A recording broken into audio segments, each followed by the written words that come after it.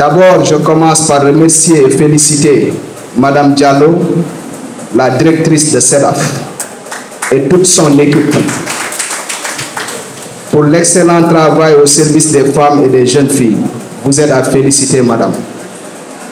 Le thème choisi pour cette cérémonie, entreprendre pour s'autonomiser, en est une parfaite illustration pour prouver votre engagement vers les femmes et les jeunes filles surtout.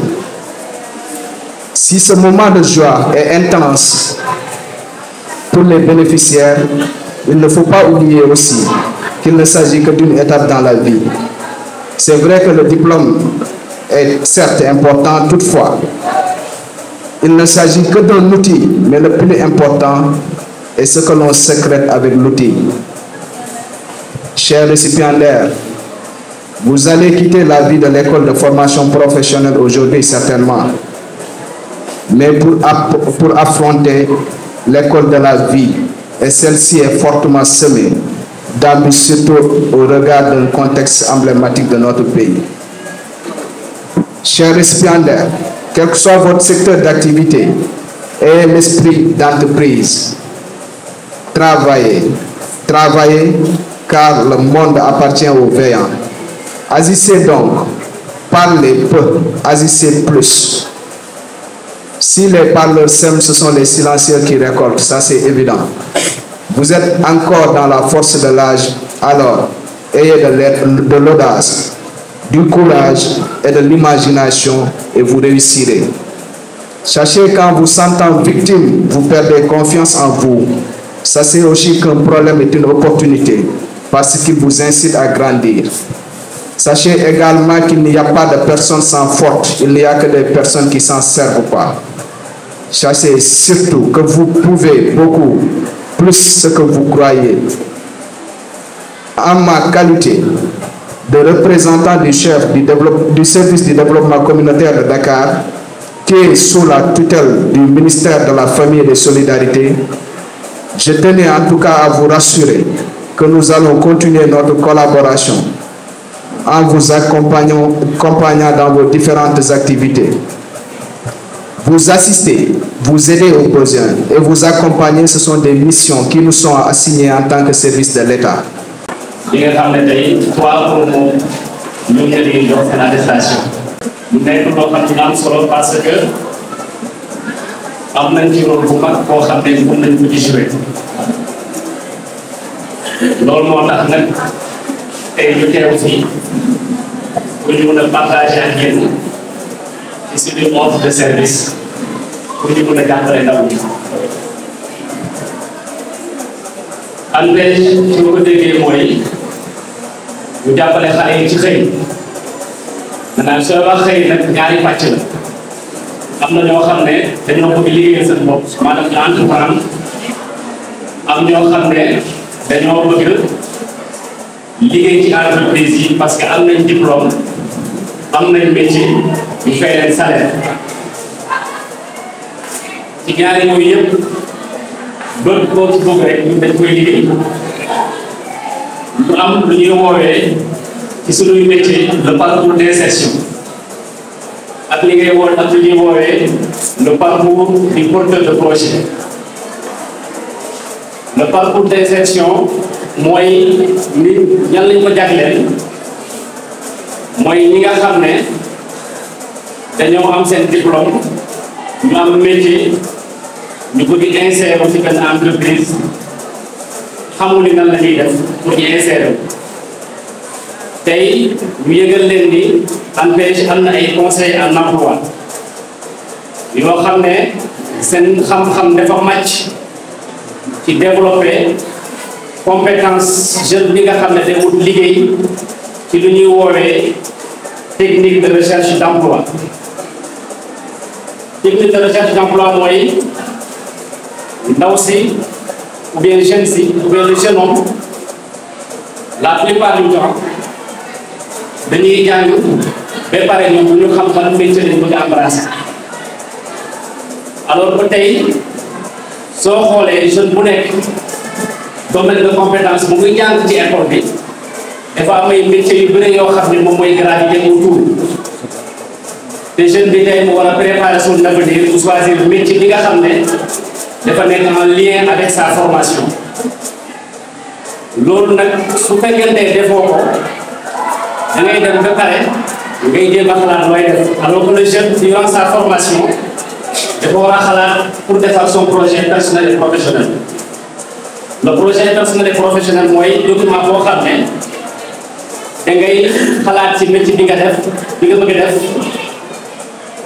ñu won la yoon bi nga xam ne nooy def ba atteindre métier bi soo ko defee ba pare jàngal la lu ñuy woowee CV ak lettre de motivation mooy outil yi nga xam ne tey sooy war a liggéey ci marché bi soo amul CV bu baax ak lettre de motivation bu baax mënoo déposer ba ñu jël la ci benn entreprise da day objectif pour déposer CV mooy nga décrocher un entretien c'est pas pour nga am liggéey parce que déposer CV ak am liggéey ak comment dirais-je am liggéey c'est deux choses qui sont diamétralement opposées parce que soo déposer CV ba ñu woo la da nga war a défendre li nga xam ne moo nekk sa biir CV su fekkee ne tu n'es pas préparé pour défendre le contenu ou bien défendre les compétences da ngay échouer entretien bi nga xam ne da koy def auprès du recruteur ñu am ci liggéey boo xam ne dañ koy def ak jeune bi pour ñu préparer ko su demee ci li nga xam ne moom mooy recruteur bi mu mën a joxe ay arguments yoo xam ne bu baax pour ñu jël ko ci entreprise léegi su fekkente entrepreneur bi li nga xam ne tey moom moo teg objectif bi entrepreneuriat dafa nekk loo xam ne dafa métti parce que tey pour nga entreprendre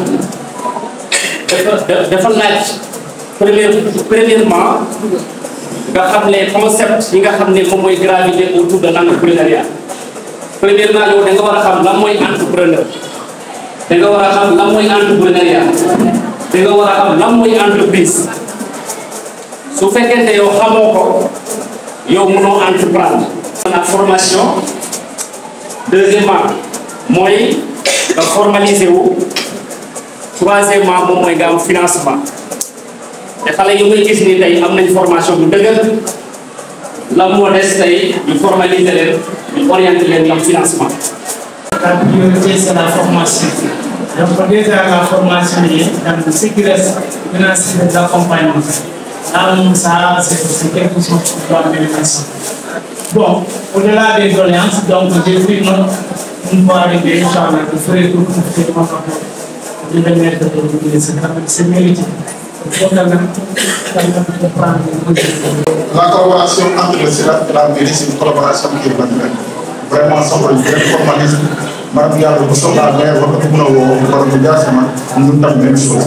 Donc, depuis lors que on n'a même pas jugé vraiment signé que ce soit un protocole ou une convention. Parce que voilà. Et naturellement, on est ici entre vraiment Askan à tous les services concentrés, déconcentrés de tous les départements de l'État. Et c'est la raison pour laquelle, là, on a demandé les formules d'abord, madame la directrice. Parce qu'en réalité, formation dañu loo xam ne dafa am solo ki nga xam ne moo des ci yow xam-xam kooku moo ko fay mu ngi toog fi mu ñii di ñëw ak keneen ak keneen am na koo xam ne moo ñu tedd ba ñu yegg donc kooku mënuñu ko xam moo tax ma demandé woon vraiment ni tàcc la moo tax tamit xale yi ñu war leen tàcc xale yi dañoo war a tàcc parce que Sénégal dañu am gis-gis boo xam ne dañ ci nekk mooy lan souvent centre ministériel wala ñu mel ni moom dañ leen jàppee comme ay centre de seconde chance alors qu'en réalité ay centre de seconde chance parce que tey jii boo demee bitim réew da ngay gis ni xale bi da ko bi nekk xale ñu ngi koy seetlu ci par rapport ak jàng ñu xam ne ah kii de boo seetloo côté restauration la gën a aay parce que dafa bëgg mbirum tool des fois suñu doom sax dañuy active si loolu mais ñu ne naan non bàyyi ni demal ci la mais boo teeloo tuuti gunge ko li nga xam ne vraiment am na ci doom muy muy leneen donc loolu moo waral si yenn bitim réew mi xale bi dañ koy bàyyi xel ba nga xam ne lu muy évoluer di dem école ñu ne non kii war na mën a nekk ingénieur civil kii war na mën a def restauration kii war na mën a def leneen ak leneen moo tax xale yi nga xam ne tey ngay jox seen attestation ay jàmbaar nekk si domaine bi ne moo tax ma demandé woon ak sa ligue daal beneen bi ci toog je pense que monsieur le coordonnateur après bu ANPEJ jox na ko parce que thème bi tey tamit waruñu doon loo xam ne dañ ko war a fàtte parce que dañ ne entreprendre s'autonomiser et surtout autonomisation des femmes même ñu góor ñi fa lañ see am parce que wax dëgg yàlla jigéen ñi ay jàmbaar lañu te vraiment dañu soxla ñu accompagner donc si entrepreneuriat boobu ñetti technique dañu am solo muy la formation la formalisation et le financement. Par rapport à la formation je pense que c'est rafet na ko même si également si beneen aspect am na solo te dinaa si ñëw boo paree si les doses de l'œuvre.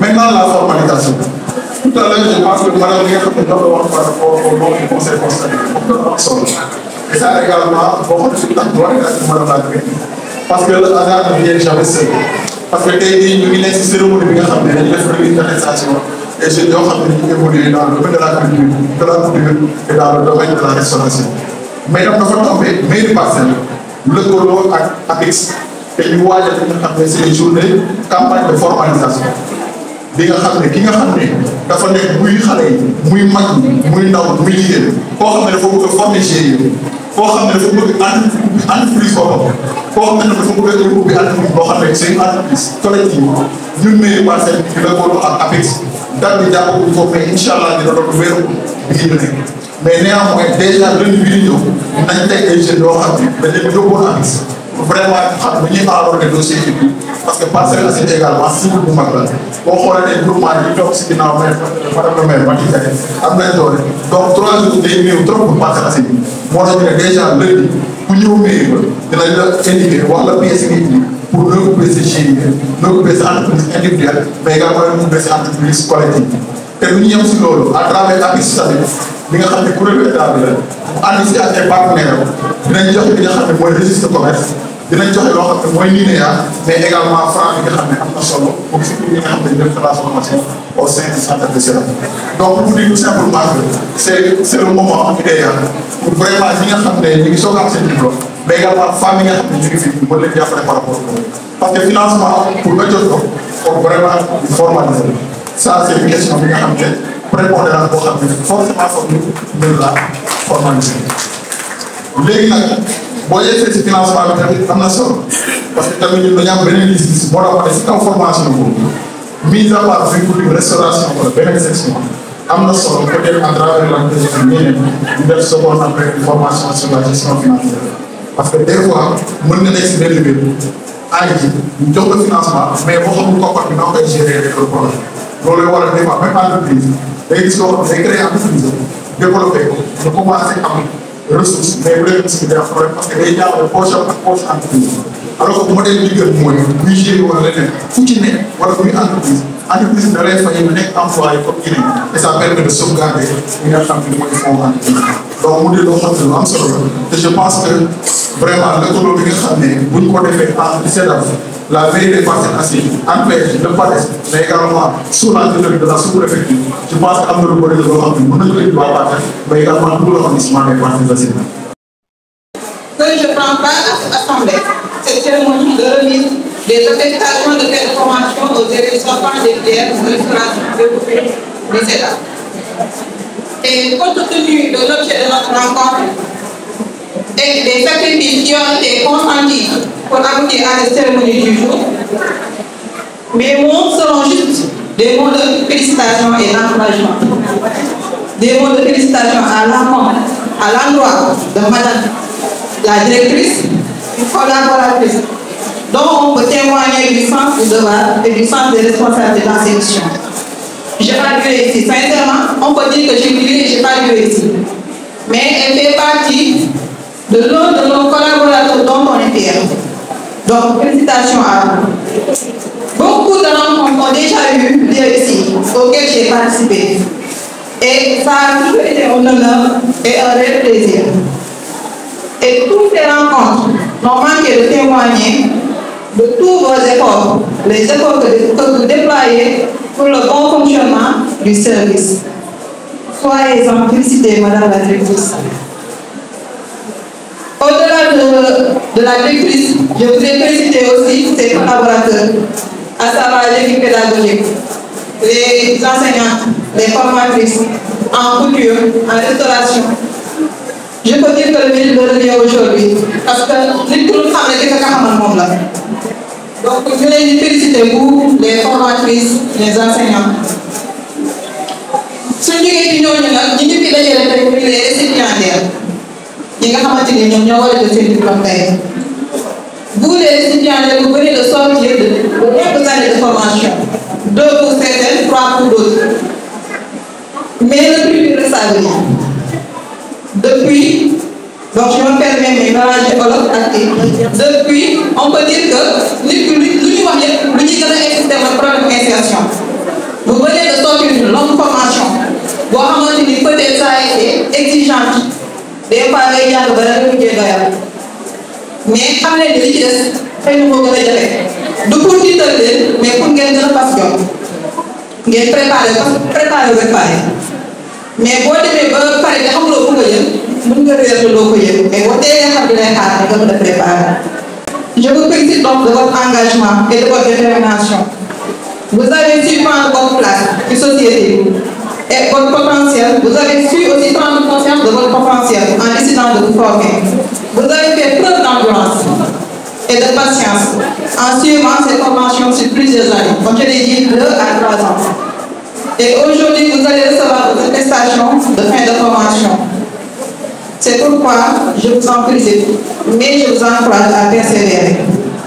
Le Sénat vous a outillé. Sénat jox na leen lu ngeen soxla jox na leen xam-xam wan na leen peut-être jox leen matériel mais jox na leen matériel boo xamante ni xam ngeen nu leen koy utiliser ba boo leen ko jàngee fii boo leen génnee ba ngeen a utiliser seen matériel boobu.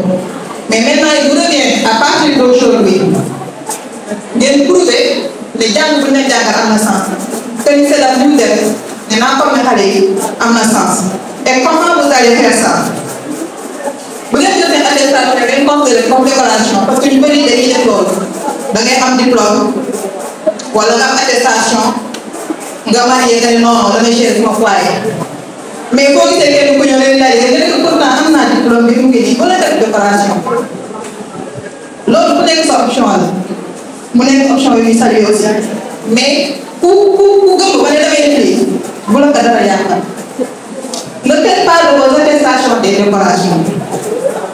Faites une clé pour votre insertion professionnelle. Déjà, vous avez fait parce que le service technique programmé à agence individuelle, nous avons déjà des engagements pour parler. C'est l'autre que nous parce que vous avez dit que vous avez pour accompagner les donc c'est le moment de cette attestation, vous en faites une clé pour votre insertion professionnelle. On nous dit pour intégrer l'entrepreneuriat féminin, parce que depuis nous payons. Et surtout, au moins d'apprendre encore une fois l'autonomisation féminine. Dis-moi, vous n'êtes pas bon. Vous n'êtes pas bon. Pourquoi ça nous fait avancer cher? Sur le relevé de à savoir l'autonomisation et satisfaite, assurer votre insertion professionnelle, cela va permettre de place de la société équilibrée. Parce que nous sommes tous il faut contribuer, il peut être développement privé, peut-être parce que le développement mais les par rapport à la population, la société une situation. Donc, il suffit juste que vous ayez bon usage de vos attestations, des diplômes qui vous sont délivrés aujourd'hui, pour pouvoir attester, comme avec des attestations, ou bien confirmer, affirmer, pouvoir se défendre et dire que j'ai participé à l'essor économique de mon pays. Donc ça c'est très important. Vous êtes dans les secteurs porteurs. Bien que souvent informels, comme on l'a dit, il faudra procéder à la formalisation. C'est souvent des secteurs informels, mais qui participent beaucoup à l'économie. Couture, restauration, il y en a beaucoup et qui participent énormément. Donc, faites un bon usage. Je vous souhaite plein de courage, vous encourage et vous dis de vous armer de patience surtout et de courage. Pour revenir au Sénat, Madame la directrice a déjà eu à faire sa prévalence. J'ai aussi des autres services techniques. À nous davantage de collaboration et partenariat. Parce que presque nous disons que pour dire une société de l'État, mais bien d'autres là, peut-être les gars de mais une collaborer, il est de l'Oyon. Donc, même à plus de partage, une plus franche collaboration permettre au Québec de assurer les missions au plus grand bonheur de la population bénéficiaire. Donc, qui l'ont invité encore les jeunes de faire bon usage de l'attestation. Parce qu'à un moment donné, nous avons une chance de nous connaître que nous avons